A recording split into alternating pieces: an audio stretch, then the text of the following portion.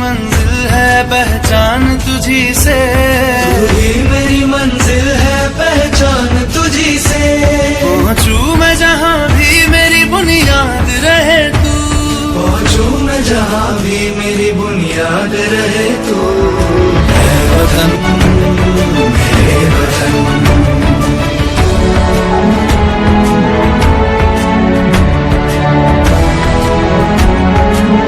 हाय বন্ধুসকল, মই অন্য এটা ভিডিঅ'লৈ আপোনালোকক স্বাগতম জনাইছোঁ। আজি মই ক'বলৈ ওলাইছোঁ যে NCCত কেনেধৰণে জইন হ'ব পাৰে বা কেনেধৰণে তোমালোকে বা আপোনালোকে জইন হ'ব পাৰিব। তো NCCত ফাৰ্ষ্ট অফ অল হৈছে আপোনালোকে জইন হ'বৰ কাৰণে স্কুল বা এখন কলেজ লাগিব, ঠিক আছে। তো স্কুল বা এখন কলেজত আপোনালোকে জইন হ'ব লাগিব। প্ৰথম কথাটো হৈছে আপোনালোকে যে স্কুল লেভেলত আপুনি JD থ'ব লাগিব, মানে জুনিয়ৰ ডিভিজন।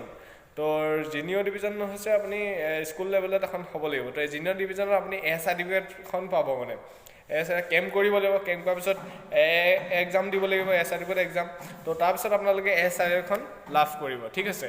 তো নেক্সট কথাটো হৈছে কি, আপোনালোকে ছেকেণ্ড কথাটো হৈছে আপোনালোকে কলেজ লেভেলত যেতিয়া আপোনালোকে এডমিশ্যন ল'ব, তো কলেজত আপোনালোকে B চাৰ্টিফিকেট আৰু C চাৰ্টিফিকেট পাব, ঠিক আছে। তো স্কুল লেভেলত আপোনালোকে B আৰু C চাৰ্টিফিকেট নাপায়, ঠিক আছে। বহুতো ল'ৰাই কয় যে B চাৰ্টিফিকেটখন C চাৰ্টিফিকেট স্কুল লেভেলতে পালোঁ, হায়াৰ ছেকেণ্ডেৰী লেভেলতে পালোঁ। সেইটো কথা একেবাৰে ভুল, কাৰণ কেলৈ স্কুল লেভেলত B আৰু C চাৰ্টিফিকেট নাপায়, ঠিক আছে। তো গতিকে B C চাৰ্টিফিকেট আপোনালোকে কলেজত এডমিশ্যন ল'বই লাগিব, মাষ্ট বি ইম্পৰ্টেণ্ট। কলেজত নহ'লেও আপোনালোকে কোনো পধ্যে আপোনালোকে B আৰু C চাৰ্টিফিকেট নাপায়, ঠিক আছে। তো কথাটো হ'ল কি, আপোনালোকে ওচৰৰ এখন NCC থকা এখন স্কুলত আপোনালোকে প্ৰথম এডমিশ্যন ল'ব লাগিব। আপুনি 9, 10 এইকেইটা আপোনাৰ হেৰিয়াতো ল'ব পাৰে। তো তেতিয়া আপুনি JD থ'ব, জুনিয়ৰ ডিভিজন। তো আপোনালোকে ছিনিয়ৰ ডিভিজন হ'বৰ কাৰণে আপোনালোকে হায়াৰ ছেকেণ্ডেৰী ফাৰ্ষ্ট ইয়েৰ বা ছেকেণ্ড ইয়েৰ বা ডিগ্ৰী ফাৰ্ষ্ট ছেমৰ পৰা আদি কৰিও ল'ব পাৰে আপোনালোকে, তেতিয়াও ল'ব পাৰে, কোনো কথা নাই। কিন্তু আপোনালোকে B আৰু C চাৰ্টিফিকেটৰ কাৰণে এখন কলেজত ল'বই লাগিব, ঠিক আছে। তো আৰু নেক্সট কথাটো হৈছে কি, আপোনালোকে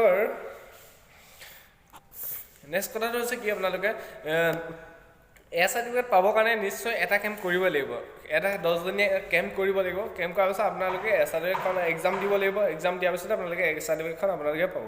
নেক্সট কথা, B চাৰ্টিফিকেটৰ কাৰণে B কাৰণে এটা কেম্প কৰিব লাগিব, C কাৰণে এটা কেম্প কৰিব লাগিব, মিনিমাম এটা কৰিব লাগিব। কিন্তু আপোনালোকে বছৰেকত 2-3টা কেম্প কৰিবলৈ আহে, তো যাব লাগিব কেম্প কৰিবলৈ, ঠিক আছে। তো এইখিনিয়ে হ'ল আপোনালোকৰ চাৰ্টিফিকেটৰ NCC কেনেধৰণে জইন হ'ব পাৰে। তো এইখিনি কথা ক'লোঁ, ঠিক আছে।